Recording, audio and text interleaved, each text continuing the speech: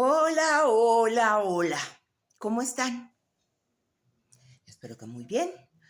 Yo también estoy bien. Ahí voy. Ahí la llevo. Em, bueno, haremos otro video. Aquí tengo las sugerencias de ustedes de sobre qué quieren que les platique. Siguen pidiéndome un montón sobre amor en silencio, así que, bueno, vamos a hacer amor en silencio otra vez. Amor en silencio. Bueno, yo venía de hacer La Gloria y el Infierno, que ya les he platicado, creo que les tendré que volver a platicar, de La Gloria y el Infierno, y vio mi trabajo la señora Beatriz Sheridan y me pidió en... ¿Oyen? ¿Qué pasa? Mamba, ven. Toto. Así le hacen ellas. Bueno, no, ustedes no hagan caso. No voy a cortar. Me pide Beatriz Sheridan, la señora Beatriz Sheridan, que era la directora, que era bueno, era actriz también y una maravillosa actriz, para hacer La Indomable. Entonces, bueno, me quedo haciendo La Indomable, pero ya tenía yo en puerta empezar una novela. O sea, terminando La Indomable, yo empezaba a hacer una novela que se llamó La casa al final de la calle, un personaje que mi papá me había escrito a mí. Entonces, resultó que durante el tiempo en que yo grababa La Indomable, estudiaba también para La casa al final de la calle. Y lo hacía porque, La casa al final de la calle era un personaje complicado, complejo, muy lleno de... no hagan caso. De cosas. Primero, bueno, era una chica que estudiaba en París, que estudiaba teatro, entonces, que hacía pantomima cuando llega a México, se viene a México por ciertas cosas, y y dentro de la historia, llegando a México, ella seguía estudiando teatro, entonces dentro de la historia la veías en diferentes fragmentos de obras de teatro importantes, de teatro clásico español, de teatro griego, en fin, de diferentes, y entonces yo me puse a estudiar todas esas obras de teatro para poder, hola Reinaldo, para poder, pues tener herramientas para crear el personaje de Teresa y estudiar pantomima y estudiar un poco de francés. Y resulta que me llama la señora Carla Estrada y me dice que me quiere en una novela que va a empezar que se llama Amor en Silencio. Y yo, pues muchísimas gracias, de verdad que lo agradezco, pero no, imposible, yo empiezo novela, que empezó La casa al final de la calle, me dice, no, tú vas en Amor en Silencio. Voy a hablar con el señor Víctor Hugo Farril y me dice que no, que me espere a hacer La casa al final de la calle. Entonces, bueno, pues yo sigo estudiando para La Indomable y para hacer La casa al final de la calle. Y un día llegan y me dicen, oye, ¿ya te enteraste que estás en casting para la casa? Y yo, ¿cómo? Pues sí, que vas a hacer casting para ver si haces Teresa o no. ¡Oh! Pues ahí voy a hablar con el productor, que era el señor Juan Osorio, y le digo, oye, Juan, ¿cómo que voy a hacer casting? Me dice, pues sí, güera, vas a hacer casting. Le dije, órale, va. Dije, nada más te voy a pedir un favor. Ponnos a actuar. Yo ya tenía muy estudiado el personaje, eso también es cierto. Ponnos a actuar porque, mira, la terna es una era Leti Calderón, que fue quien finalmente lo hizo. Yo consideraba que era un personaje para el que Leti aún no estaba lista porque Leti acababa de empezar su carrera, era un poquito tiempo, y era un personaje muy complejo, ¿no? Pero, y se lo comenté a Juan, le dije, yo creo que Leti todavía no está lista para ese personaje. Ponnos a actuar. Y la otra terna era la señora Ofelia Cano, que estaba casada con uno de los ejecutivos. Entonces, yo sabía que no me lo iban a dar a mí en esa terna, ¿no? Leti, además, una belleza, ojo claro, una sonrisa divina. Yo sabía que sí. Dije, ponnos a actuar, no nos hagas caminar, ahora camina hacia la cámara, ahora camina de espaldas, porque entonces te van paneando, que se llama pasar hacia la cámara o así, pues. Y te van tomando el cuerpo, eso es lo que van haciendo, ¿no? Pero no hay nada de actuación. Y me dijo Juan, pues no se puede, güera. Va a ser el casting como es y punto. Ahí yo supe que no me lo iban a dar. En fin, me voy a grabar La Indomable y llega Leti.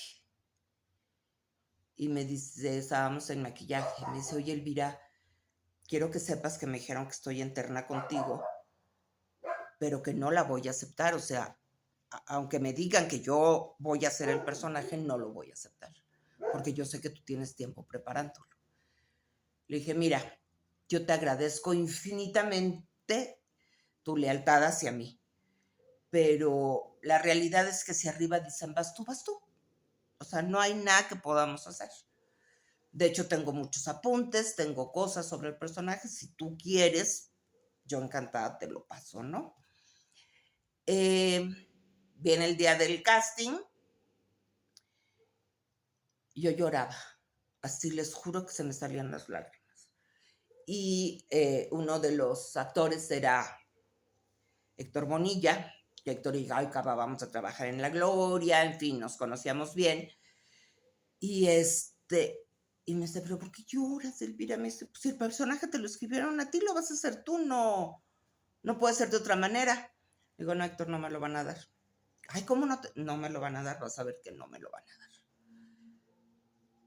Y yo lloraba porque hice el casting. Camina para adelante y ahora camina para atrás y ahora date la vuelta, ¿no? Nunca de actuación. Entonces, me habla Carla Estrada y me dice, es que vas en mi novela. Ay, tuve que hacer la sorpresiva Amor en Silencio, que para mí fue un regalo que me dio la vida, que le agradezco infinitamente a Carla Estrada que haya estado encima de mí para que yo hiciera ese personaje, porque fue una sorpresa. O sea, ser Paola Ocampo fue wow, ¿no? Yo no me lo esperaba. Nunca me esperé que Paola Ocampo fuera a ser, pues, el personaje que fue y que iba a dejar la huella que dejó en ustedes y que iban pues a recordarlo hasta la fecha, ¿no? Y ¿cuántos años serán? En el 86, 88, 88. Estamos al 2025, pues ¿cuántos años han pasado, no? Era una novela que no se había repetido, se repitió el año pasado, pero no la habían repetido antes y la gente se seguía acordando y la gente me seguía parando en la calle por Paola Ocampo. O sea, me reconocían también por otros personajes que hice después, pero todo mundo recordaba a Paola.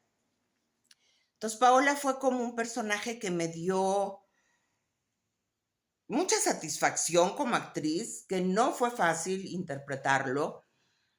Yo les he contado que yo trabajo con mis emociones, entonces, pues Paola la estaba encasillada como la villana, pero para mí Paola no era una villana.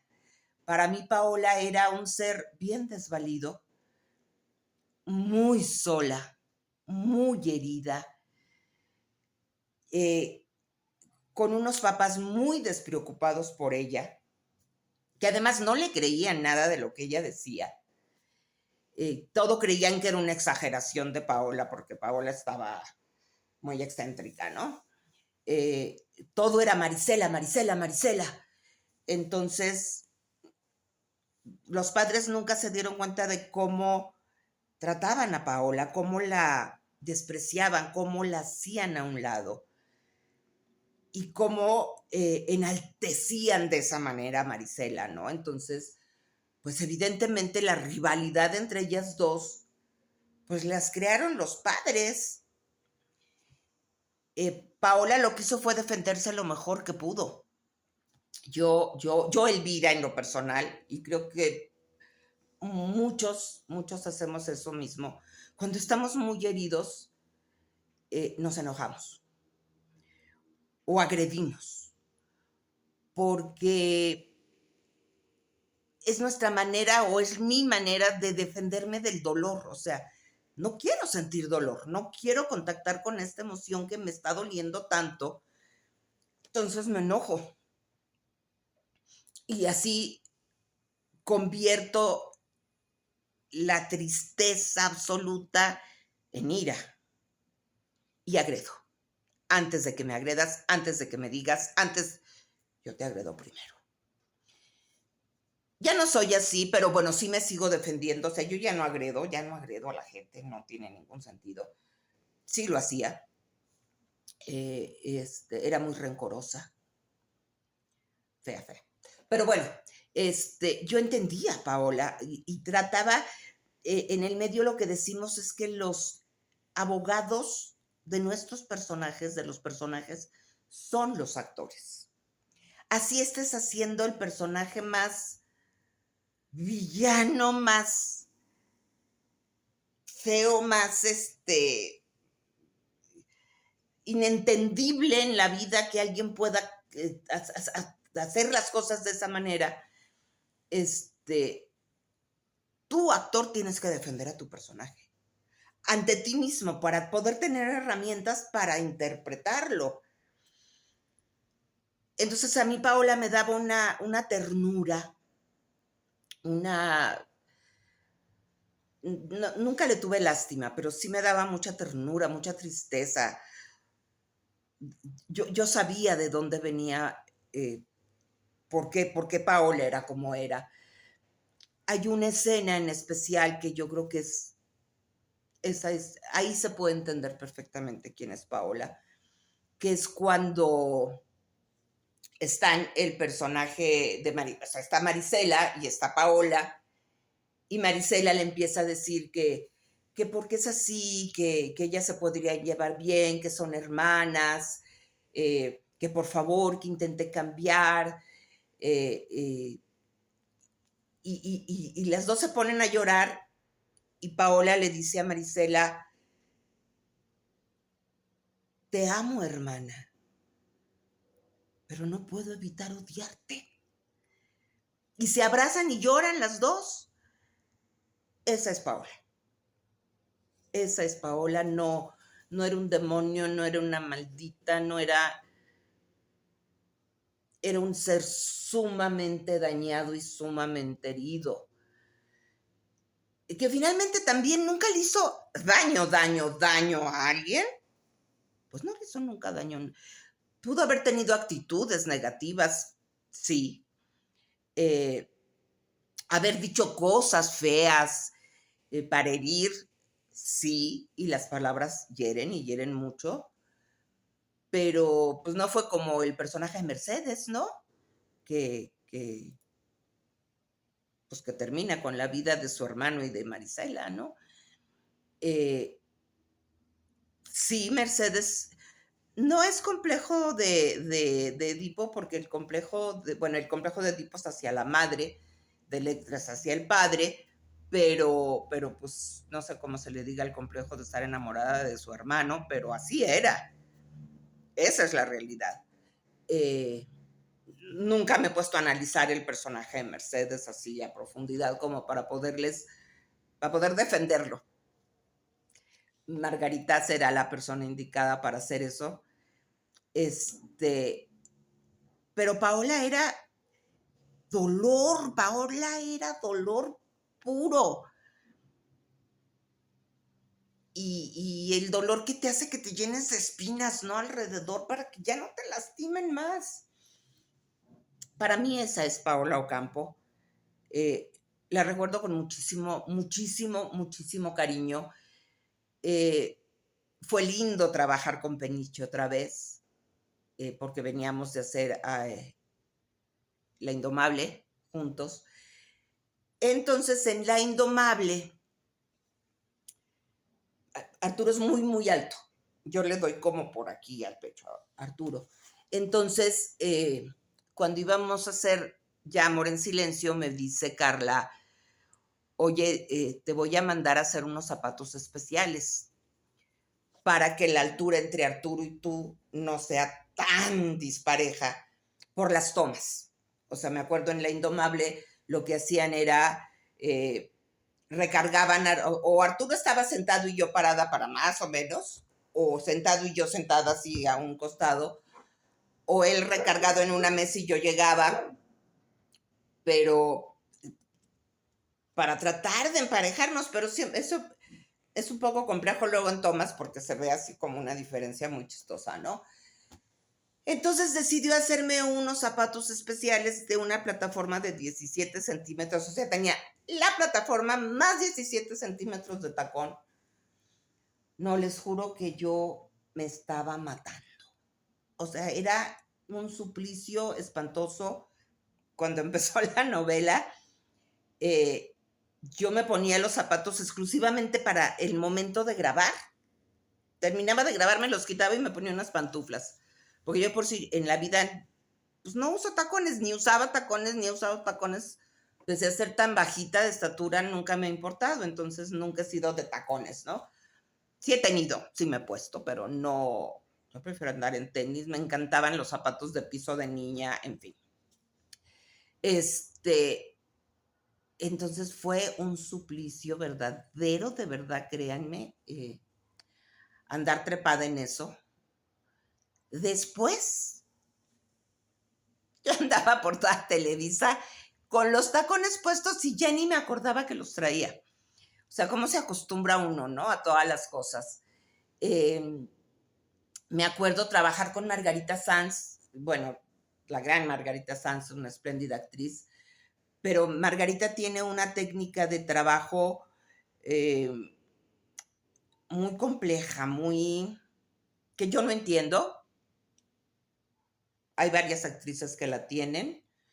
Me acuerdo hace poquito que escuché que, bueno, no, que Meryl Streep la acaba de utilizar el método. Están en personaje. Margarita estaba en personaje desde que llegaba a maquillaje. Si la cortaban hasta en la noche, hasta que volteaban y decían, señora, ¿está usted cortada? Incluso en un momento compartimos camerino. Yo me salía, porque Margarita estaba en Mercedes. Callada, o sea, no crean que me agredía o algo, no. Callada, metida en su personaje, pero no hablaba con nadie. Llegaba y no saludaba a nadie, no había buenos días, no había nada. Y ya cuando la cortaban, volteaba y te decía, ¡ay, hola! Hola. Pero bueno, es su técnica y le funciona. Tengo entendido que ahora lo que hacen, bueno, que también esa técnica no sé cómo se llama, tiene muchísimos años, muchos, que están en personaje todo el tiempo. O sea, si una obra de teatro dura, no sé, 5 meses, los 5 meses, bueno, desde antes porque empiezan desde los ensayos, están en personaje. Les decía de Meryl Streep que leí que cuando hizo El Diablo Viste a la Moda, decidió utilizar esa técnica. Y dice que fue horrible, horrible, porque ser tan mal y tan déspota y tan así con todo el mundo durante todo el tiempo de la filmación, en su vida privada, con su gente, con sus amistades, que no, que era horrible, ¿no? Y hay gente que usa ese método. Yo no entiendo. Yo tengo mi método, por supuesto, que son pequeñas cosas que he agarrado de diferentes y que básicamente es siente y controla. Siente y controla. No te puedes desbocar. Si yo lloro en la vida real, pues quizá no me entiendan lo que estoy diciendo porque me estoy ahogando del sollozo. Bueno, si estoy actuando no puedo hacer eso. Ustedes, público, me tienen que entender lo que estoy diciendo. Entonces no es tan así, ¿no? Hay que tener un control. Me acuerdo esto que les digo de cómo trabaja la señora Margarita Sanz. Íbamos a tener una escena, la escena famosísima, escena de las cachetadas. Y híjole. Entonces estábamos en el set antes de empezar a grabar. Y ya iban a correr la toma para ya grabarla. Y Margarita estaba muy sentada en un sillón. Entonces me acerqué con todo el cuidado y el respeto que se pueden imaginar, porque a Margarita no le podías hablar. Y súper despacito y quedito le dije al oído, nada más quiero decirte que tú das la primera cachetada. Como me la des, te la voy a contestar. Y me alejé. Yo les he contado en otros que las cachetadas en realidad se dan aquí, te volteas y parece y suena, porque suena el hueco, ¿no? No necesitas cachetearte, de verdad. Ay, luego les cuento de una cachetada que le di a Leti Calderón en La Indomable, horrible. Que bueno, ya se los he contado también. El caso es que pues yo ya le dije a Margarita, viene la escena, me da el cachetadón y como me lo dio, se lo contesté. Entonces, corte, quedó, y las dos sentadas así en el sillón agarrándonos el cachete. No había necesidad. Me pasó con Leti haciendo La Indomable, fue mi responsabilidad, no culpa porque no lo hice a propósito. Yo creo que culpa cuando haces daño a propósito. Teníamos una escena juntas y entonces Sofía, mi personaje, venía con cosas en los brazos, discutían y entonces yo tenía marcado voltear, aventar las cosas que traía, que creo que eran libros, y cachetear a Leti, darle una cachetada.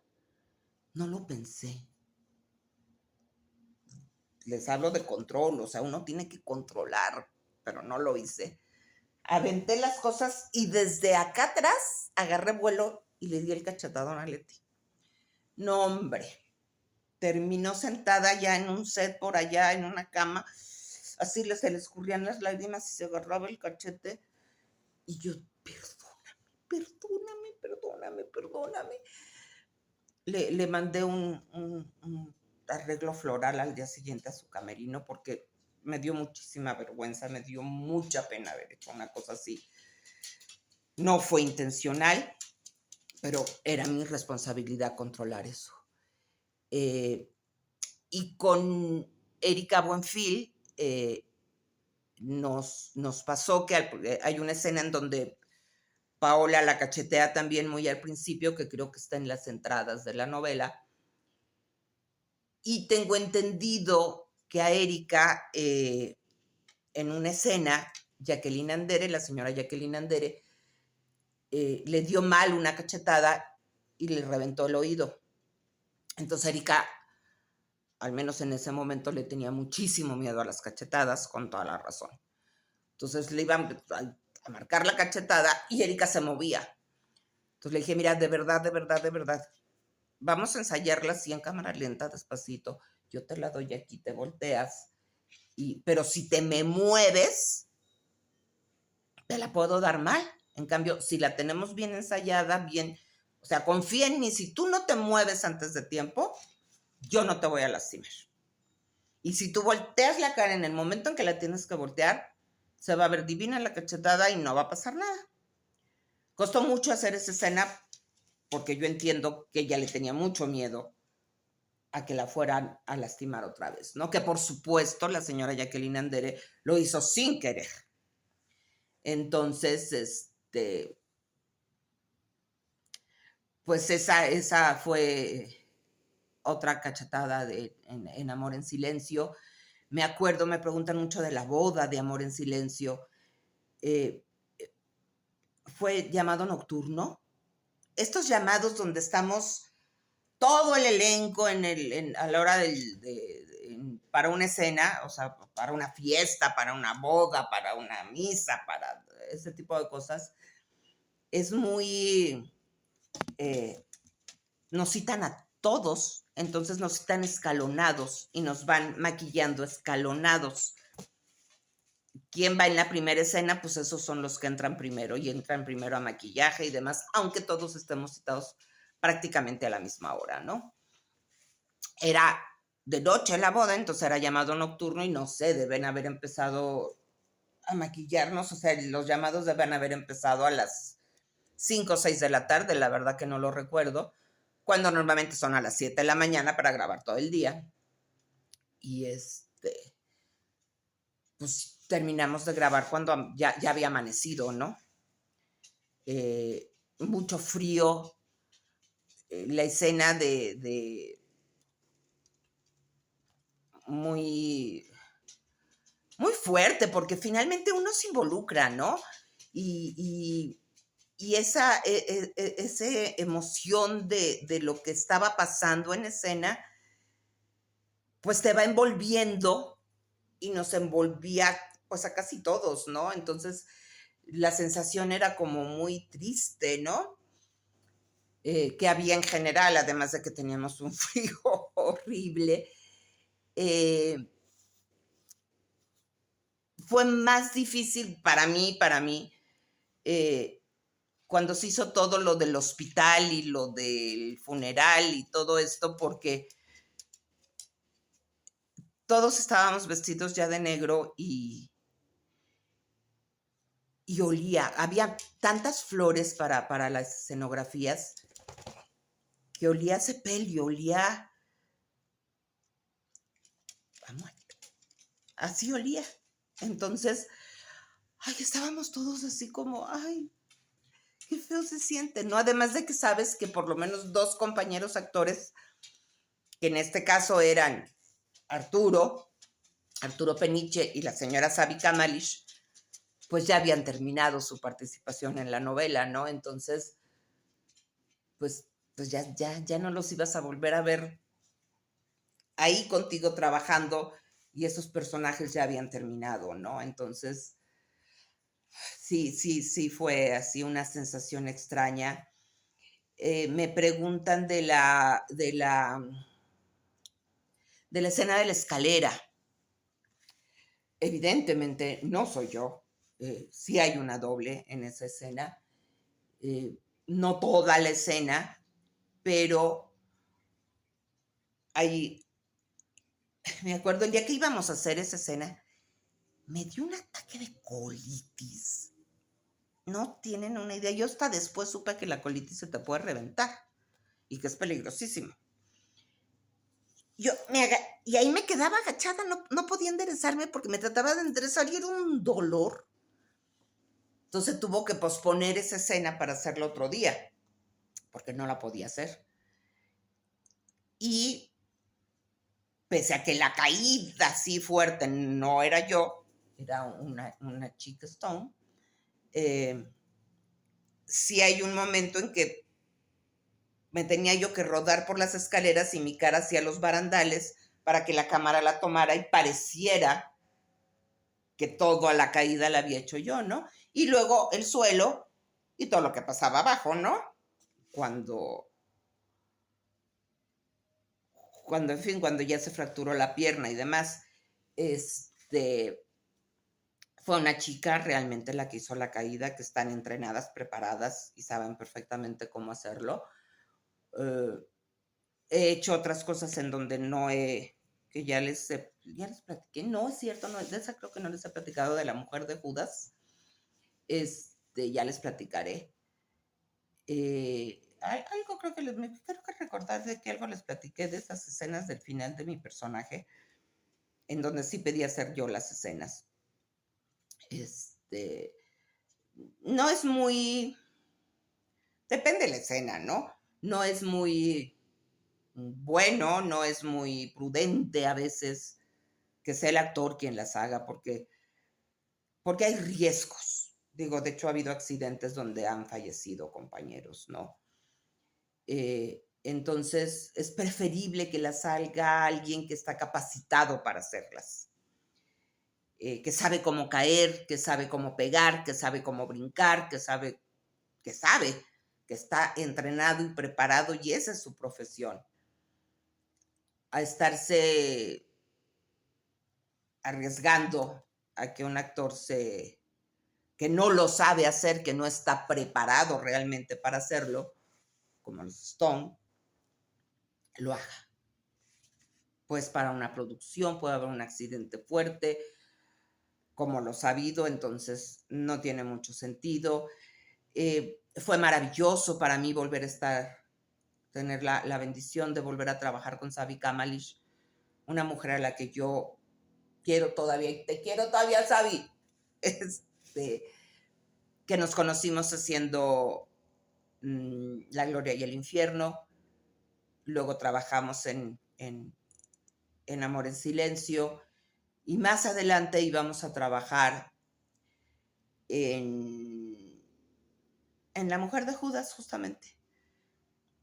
Y teníamos pensado, Javi lo habíamos platicado, de que ella quería escribir sus memorias, entonces, luego cuando grabamos estamos tanto tiempo esperando, porque hay otros actores grabando, porque por el orden del break, a veces pasan horas sin que estés haciendo nada, que normalmente yo estoy leyendo o repasando las escenas que voy a hacer, pero bueno, ya cuando ya las tengo bien estudiadas, leo. Pero entonces Abby me iba a ir contando y yo iba a ir haciendo todas las anotaciones y luego evidentemente se le iban a dar a alguien a que realmente estructurara un libro, ¿no? Pero Sabi estaba ya malita, ya estaba malita de su cadera y ya no hizo el personaje. Entonces ya no pudimos hacerlo.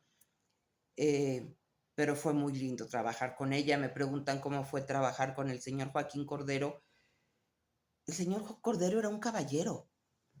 De verdad era un caballero, era súper puntual, súper estudiado, muy buen compañero de escena, o sea, te veía los ojos en escena, te transmitía la emoción, te recibía la tuya, o sea, un encanto, de verdad, o sea, yo después oí que ya hace poco que leí en algún lado que no no le gustaba la indisciplina, ¿no? Y no le gustaba que la gente llegara tarde o que llegara sin estudiar y que se ponía como loco. Yo nunca lo vi así en la novela. Yo vi a un caballero hermoso, un hombre muy disciplinado, un actor muy comprometido, y yo nunca lo vi tener problema absolutamente con nadie, ni supe que tuviera problema absolutamente con nadie. Trabajar con Alberto Estrella fue maravilloso, no saben qué gran persona es Alberto, qué buen compañero de escena es, que lo sientes porque es buen actor, entonces está ahí contigo, ¿no? Eh, Tengo entendido que fue así como de los primeros personajes, no sé si el primero o el primer fuerte personaje que hizo Alberto en televisión. Entonces fue muy lindo. Tiempo después, muchos años después, un día me habló por teléfono, no sé quién le dio mi teléfono, y muy lindo el encuentro, aunque fuera telefónico. ahorita por las redes, y me sigue diciendo mi Paulita. Fue una gran experiencia trabajar con Alberto. Es alguien a quien estimo, quiero eh, y admiro.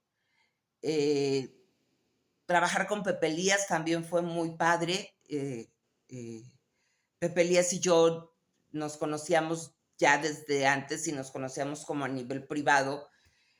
Pepe, Betty y Gelita, su hermana, tenían un edificio donde vivían puros actores. En fin, yo llegué a vivir a ese edificio en algún momento. Eh, Alguna vez, muy chavitos, tuvimos un noviazgo de manitas sudadas, sí, Pepe y yo, pero hasta ahí, ¿no? Carlitos Espejel, pues era un niño todavía en ese momento, muy lindo. La Taravilla, así como hablaba en escena, así hablaba en la vida real. Me preguntan también por, ¿cómo se llama esta actriz? Bueno, nunca tuve problemas con nadie. A ver, Erika. Tanto Erika, la señora Erika Buenfil, como yo, realmente estábamos muy jóvenes en esa época, muy inmaduras, pese a que yo ya era mamá y todo. No tuvimos una mala relación, pero tampoco tuvimos una buena relación. Eh, Trabajábamos, llegábamos, ensayábamos, grabábamos y cada quien se iba para su camerino, para sus cosas. No convivíamos. Después, mucho tiempo después, me enteré que un peinador, que era el que la peinaba a ella, le fue a decir que yo había hablado muy mal de ella, que yo había dicho que ni era actriz y que no sé. Y lamentablemente nunca vino a preguntarme, ¿no? O sea, nunca fue de, oye, Elvira, ¿qué pasa, no? Porque además yo recuerdo la primera vez que Erika y yo nos vimos en una camioneta porque íbamos a una locación, y súper amable. Y hasta me dijo, oye, cualquier cosa que necesites y que si yo te puedo ayudar, aquí estoy. Entonces, la verdad es que yo no tenía por qué estar hablando mal de ella o estar diciendo nada, porque nunca he sido así. Y tampoco lo fui en esa ocasión. Pero eso ya la predispuso, ¿no? Entonces, pues yo iba a lo que iba, que era trabajar. En escena siempre fue una espléndida compañera. Siempre trabajamos muy a gusto, muy bien. Fuera de escena tuvimos 2, 3 roces tontos por inmadura ella sobre todo, porque yo ni siquiera le contestaba. Pero cuando andaba con el peinador ¿no? Que yo no salía maquillada, yo en las escenas donde te acabas de despertar o estás sumamente mal, pues no estoy maquillada. Habrá gente que amanezca maquillada y divina y que esté tatuada y que, no sé, que tenga pestañas estas de una por una y no sé, pero bueno, yo no. Ustedes ya me conocen, yo no. Entonces, Ronald se llamaba el peinador. Le decía, ándale, deberías de salir así como Elvira. Entonces ella volteaba y decía, ay, no. Ya no le contestaba, ¿no? Pero tonterías bobadas de chamacas, ¿no? O sea, de inmaduras las dos, Pero, por ejemplo, yo la veo ahora que fue la pandemia en TikTok y bueno, no saben cómo me divertía y cómo me reía viéndola hacer todas las cosas tan bien hechas que estuvo haciendo en este principio de TikTok y que estábamos todos encerrados, ¿no? Entonces, realmente yo no tengo problemas absolutamente ninguno con ella. Yo creo que ella tampoco debe tener conmigo. Estamos hablando de hace 40 años o más, o sea, no tiene ninguna importancia ya, ¿no? Pero bueno, como me preguntan mucho que cómo nos llevábamos a Erika y yo, muy respetuosas, muy buenas compañeras en escena, hasta ahí. Y no pasaba nada, todo estaba bien, ¿no? Eh, pues bueno, creo que ya les hablé más de Amor en Silencio. ¿Qué otra cosa puede ser? Yo no sabía manejar en esa época, entonces, sí, las escenas donde mi personaje tenía que estar manejando o llegaba a algún lado, pues nada, ya el carro estaba apagado y yo no sabía manejar. Y en algún momento me lo preguntó, oye, no sabes manejar, ¿verdad? Alguien del público en la calle. Me dije, pues no. Ya sé, pero ya también hace mucho que no manejo y con lo de mis ojos tampoco. Y chicos, ya se hizo larguísimo esto. Les mando besos, cuídense mucho y déjenme ver dónde están mis lentes. Y bueno, seguiremos platicando, ¿ok? Que estén muy bien.